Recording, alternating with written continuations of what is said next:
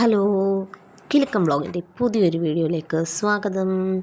ആദ്യം തന്നെ പറയട്ടെ, നാളെ സ്കൂൾ തുറക്കാൻ പോവാണ്. ആദ്യമായി സ്കൂളിൽ പോകുന്ന കുഞ്ഞുങ്ങൾക്കും വെക്കേഷൻ കഴിഞ്ഞ് സ്കൂളിൽ പോകുന്ന കുഞ്ഞുങ്ങൾക്കും അങ്ങനെ എല്ലാ മുത്തുമണികൾക്കും എൻ്റെ ആശംസകൾ അറിയിക്കുകയാണ്. ഇത് ഇന്നലെ വൈകിട്ടത്തെ മഴയുടെ ക്ലിപ്പാണ് കേട്ടോ. ഇന്നാണെങ്കിൽ മഴ തോന്നു നിൽക്കുകയായിരുന്നു, വലിയ കുഴപ്പമൊന്നുമില്ലാത്ത രീതിയിൽ പോയി. ഇത് മഴ സമയത്ത് എൻ്റെ അടീനിയും ചീത്തയാകാതിരിക്കാൻ വേണ്ടി ഞാൻ മാറ്റി വെക്കുന്ന ഒരു വീഡിയോ ആണ് കേട്ടോ. അടീനിയത്തിന് ഡെസേർട്ട് റോസ് എന്നും പേരുണ്ട്. മരുഭൂമിയിൽ ഒരുപാട് വെള്ളമൊന്നുമില്ലാതെ ജീവിക്കുന്ന ഒരു ചെടിയാണ് അടീനിയം. അടീനിയത്തെ നമുക്ക് നല്ല രീതിയിൽ നോക്കണമെന്ന് പറഞ്ഞു കഴിഞ്ഞാൽ ഈ മഴക്കാലത്ത്, കാരണം പെട്ടെന്ന് ഫംഗൽ ഇൻഫെക്ഷൻ ബാധിക്കുന്ന ഒരു ചെടിയാണ്. ജലാംശം കൂടുതൽ നിന്നിരുന്നു കഴിഞ്ഞാൽ ഇത് അളിഞ്ഞും പോകും. ഇത് നമുക്ക് സീഡിട്ട് വളരെ ഈസി ആയിട്ട് കിളിപ്പിച്ചെടുക്കാവുന്ന ഒരു ചെടിയാണ്. വളരെ നല്ല രീതിയിൽ വളം ചെയ്യുകയാണെങ്കിൽ ഈ ഉണക്ക് സീസണിൽ എന്ന് പറഞ്ഞാൽ സൂര്യപ്രകാശം ഒരുപാട് കിട്ടുന്ന സീസണിൽ നല്ല രീതിയിൽ ഫ്ലവർ ഉണ്ടാകുന്ന ഒരു ചെടി കൂടിയാണ് അടീനിയമേ. അടീനിയം നമുക്ക് ഒരുപാട് വെറൈറ്റികളിൽ കിട്ടും, അതേപോലെ ഭയങ്കര വിലയുമാണ് അടീനിയം. എൻ്റെ കയ്യിൽ ഒരു 2-3 വെറൈറ്റി മാത്രമേ ഉള്ളൂ കേട്ടോ. ഈ ഒരു പ്രോസസ്സ് എല്ലാ വർഷവും ഇവിടെ ചെയ്യുന്നതാണ്. സൂര്യപ്രകാശമുള്ള ചൂട് സമയത്ത് ഇയാളെ വെളിയിലും വെക്കും. മഴയാകുമ്പോൾ, കാരണം ചെടിച്ചട്ടിക്കകത്ത് ഈർപ്പമയം കൂടിക്കഴിഞ്ഞാൽ ഇത് അളിയും, അത് നമുക്ക് ഉറപ്പാണ്. അങ്ങനെ കുറച്ച് മഴയൊക്കെ കൊണ്ട് കഴിയുമ്പോൾ നമ്മളതിനെ നമ്മുടെ സൺഷെയ്ഡിലേക്ക് മാറ്റും. മിക്കവാറും പോർച്ചിൻ്റെ അരപ്പിത്തിയിലാണ് ഇവരെ വെക്കുന്നത്. നല്ല ഭംഗിയായിട്ട് അവിടെ തന്നെ നിന്നോളും. എനിക്ക് തോന്നുന്നു 2 ആഴ്ചയൊക്കെ കൂടുമ്പോൾ ഒന്ന് നനച്ച് കൊടുത്താൽ മതി. നാളെ കുഞ്ഞുങ്ങൾ സ്കൂളിൽ പോകാൻ തുടങ്ങുന്നത് കൊണ്ട് തന്നെ മിക്കവാറും മഴ കാണാനാണ് സാധ്യത.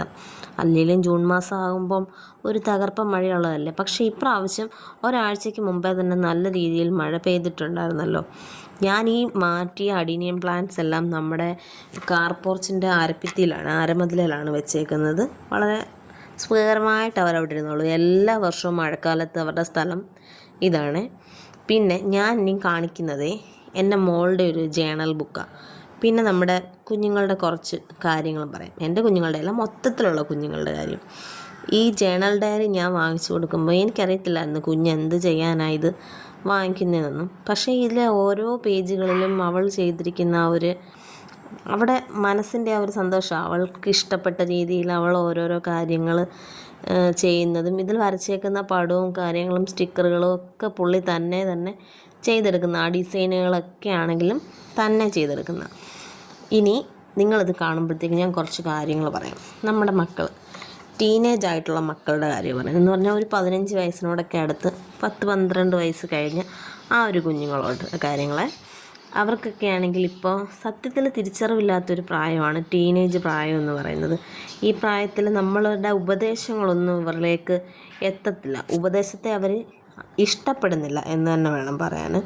അപ്പം നമ്മൾ ചെയ്യേണ്ടത് അവരോട് നമ്മൾ കൂടുതൽ അടുത്തിടപഴകുകയും അവരുടെ കാര്യങ്ങൾ നമ്മൾ സ്വയമായി മനസ്സിലാക്കുകയും ചെയ്യുക. അല്ലാതെ അവരോട് നമ്മൾ ഷൗട്ട് ചെയ്തിട്ടോ 2 അടി കൊടുത്തിട്ടോ ഒന്നും യാതൊരു കാര്യമില്ല. നമ്മൾ ചിലപ്പം 2 വഴക്ക് പറയുകയോ അടി കൊടുക്കുകയോ ചെയ്യുമ്പോൾ അവർ പോയിരുന്ന് പഠിക്കുമായിരിക്കും. എങ്കിലും അവരുടെ പേഴ്സണാലിറ്റി നമ്മൾ വേണം വളർത്തിയെടുക്കാൻ.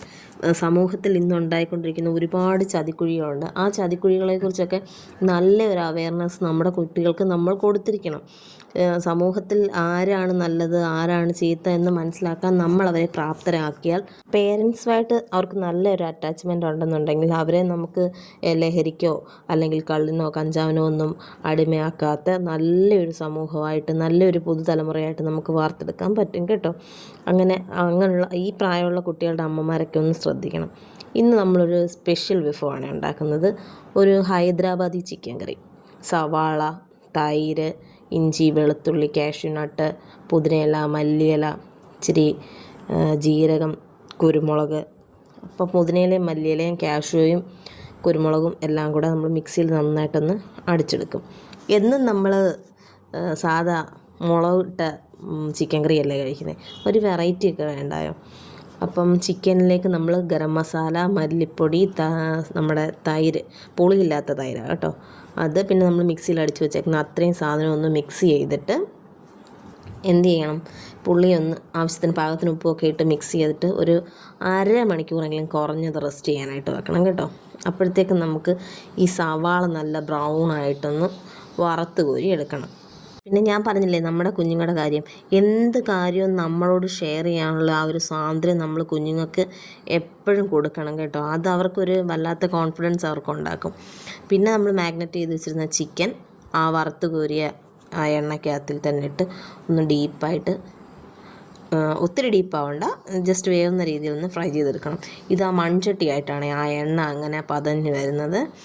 പിന്നെ അതൊന്ന് ഫ്രൈ ആവുന്ന കുക്കായി കഴിയുമ്പോഴത്തേക്ക് നമ്മൾ ആ ബാലൻസ് ആ പാത്രത്തിലുണ്ടായിരുന്ന നമ്മളുണ്ടാക്കിയ ആ പേസ്റ്റ് മുഴുവൻ അതിലേക്ക് ചേർത്ത് അത് കഴുകിയ വെള്ളവും ഒഴിച്ച് നല്ല രീതിയിൽ നല്ല കുറുകിയ കൺസിസ്റ്റൻസിയിലുള്ള ഒരു ചാറായിരിക്കും കിട്ടുന്നത് കേട്ടോ. അപ്പോഴത്തേക്ക് ബാക്കി കാര്യം നമുക്ക് പറയാം. നമ്മൾ ടോപ്പിക്ക് വിട്ടു പോകുന്നു. നമ്മുടെ കുഞ്ഞുങ്ങൾ ഞാൻ പറഞ്ഞില്ലേ, ഇപ്പം മാതാപിതാക്കളുമായിട്ടൊക്കെ നല്ല അറ്റാച്ച്മെൻ്റ് ഉള്ള കുഞ്ഞുങ്ങളാണെങ്കിൽ ഒരിക്കൽ പോലും ഒരു ചീത്ത വഴിക്ക് പോകാനായിട്ട് അവർ ശ്രമിക്കത്തില്ല.